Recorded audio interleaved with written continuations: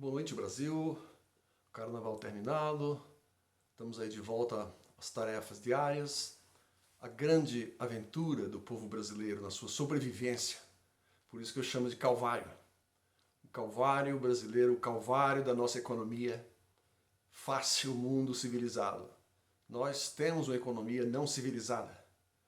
E agora, graças a 30 anos de trabalho e tentativas de termos uma reforma tributária, estamos agora com uma pseudo-reforma tributária, que conseguimos aí, ano passado, a assinatura do senhor presidente Lula, em cima de negociações e negociações que aconteceram na Câmara e também no Senado. Claro que houve aí uma grande atuação de lobby, de grandes corporações em cima, né, do texto final.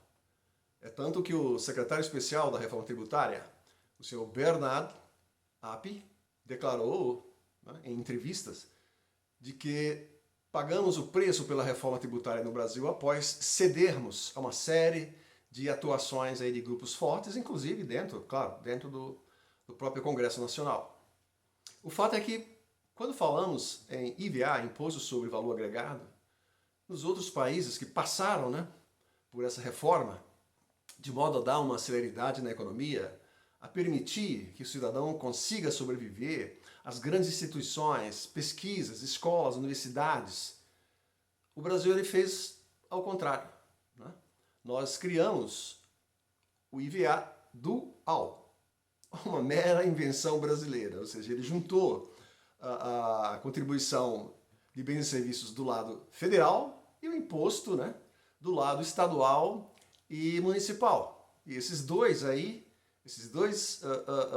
impostos e contribuições agora compõem o que chamamos de IVA dual. Algo inédito nos países civilizados. O fato é que, nesses países civilizados que eu chamo realmente, passaram, antes de tudo, por uma reforma administrativa. Uma reforma administrativa, ou seja, cortaram na própria carne várias tentativas, né, de baixar o imposto em segmentos da sociedade. Então eles deram um pouco do sangue em todos os segmentos da sociedade e chegaram a um número, um percentual, que disseram, olha, este é a carga tributária que teremos que tocar o país, atender às necessidades da sociedade. Pagar de volta, com qualidade, né, toda a retribuição com a qual todos participaram do bolso do seu trabalho árduo. Aqui não fazemos isso. Fizemos simplesmente uma pseudo-reforma a nível de facilitar o pagamento, juntar esses penduricalhos de impostos aí do lado federal, né, que aconteceu pós a Constituição em 1988, e dessa forma prosseguir com a mesma carga. Veja bem, por que eu digo com a mesma carga? Porque estaremos testando, simulando a partir de 2026 até 2033, senhores. Nós temos aí um tempão pela frente, né? Temos um tempo pela frente, não bastando já os 30 anos que completamos de estudos e tentativas, para realmente emplacar no Brasil algo que seja viável.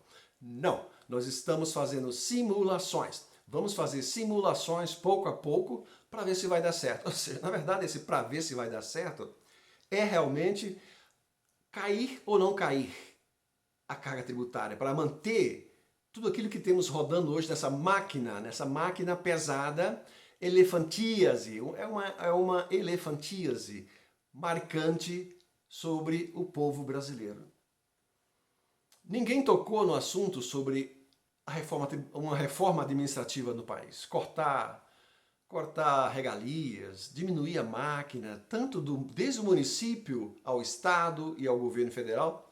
Sabe-se, a sociedade é consciente de que temos aí um fisiologismo de partidos políticos que mantêm departamentos, são sessões que são concedidas, né, a partidários para manter a boquinha lá dentro. Né? A boquinha lá dentro.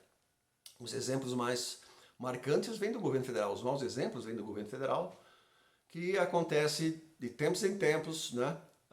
Denúncias de trabalhadores fantasmas, são algo comum, né? Desde municípios, né? Não podemos esquecer dos municípios.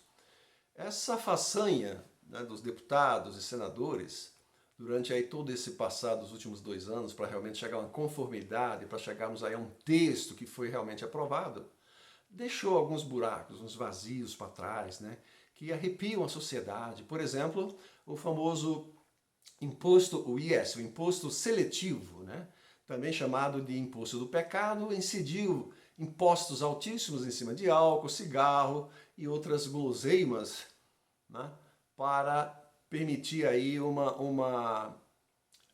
não proibir, ninguém proíbe isso aí, com certeza haverá contrabando de outros países sobre cigarros, uísque, isso e aquilo. Mas para tentar realmente diminuir um pouco, moralmente diminuir um pouco. E outros, por exemplo, a taxação mantida em cima de carros elétricos, que hoje é o tema mundial do meio ambiente, de não usarmos mais o petróleo, de recorrermos realmente à energia limpa, diga-se de passagem, a energia solar no país, junto com a eólica, sendo altamente taxada. Todos os dias aparece uma proposta no Congresso para restringir o avanço da energia solar nesse país. Vergonhoso, vergonhoso, porque preferem queimar petróleo, óleo nas usinas.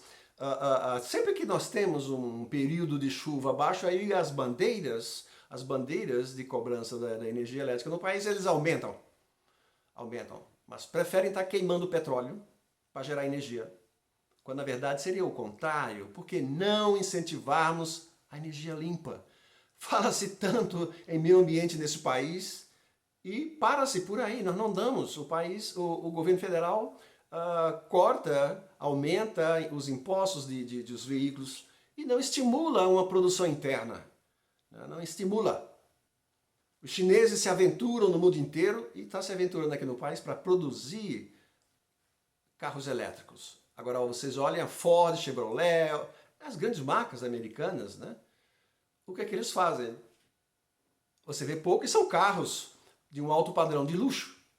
Não para que o trabalhador possa usar e realmente dizer, olha, eu estou usando um carro elétrico, estou contribuindo com a minha parcela para o meio ambiente. Não, não se faz isso, não se faz isso. É vergonhoso porque não temos isso aí.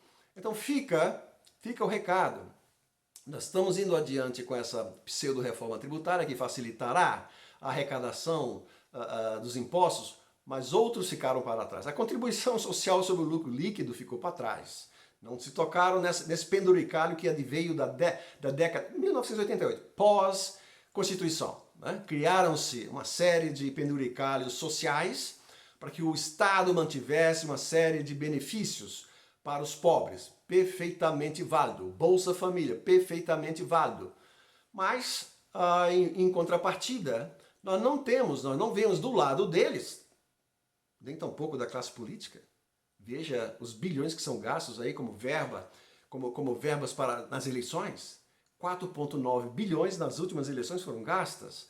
Concedida, essa verba foi concedida pelo STF para que saíssemos. A Lava Jato deu um exemplo ao país de corrupção.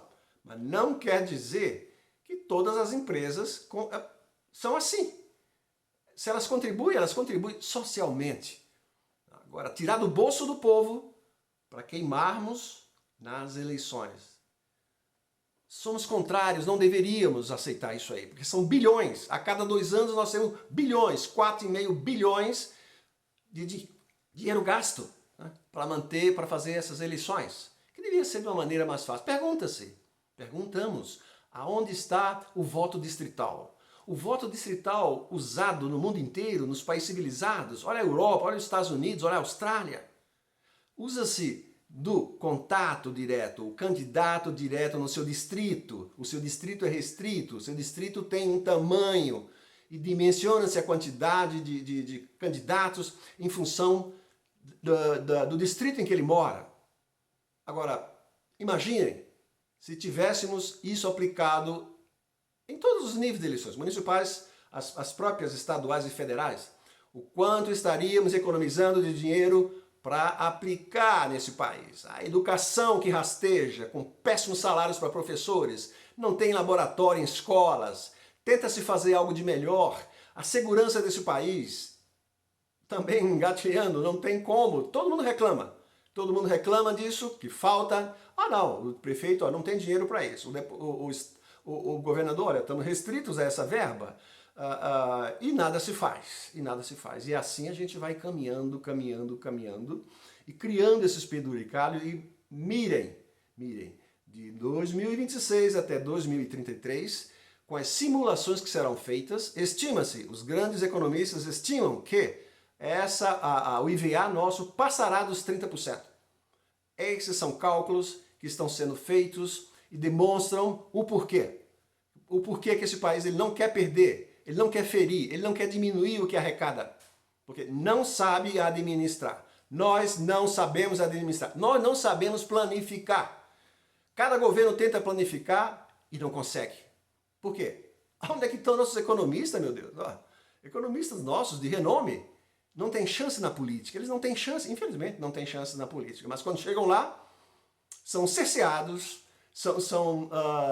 é desmontada uma estrutura que se quer implantar face ao crivo político. Esse país, a política domina todos os anseios desse país. E a política não é benéfica dessa forma.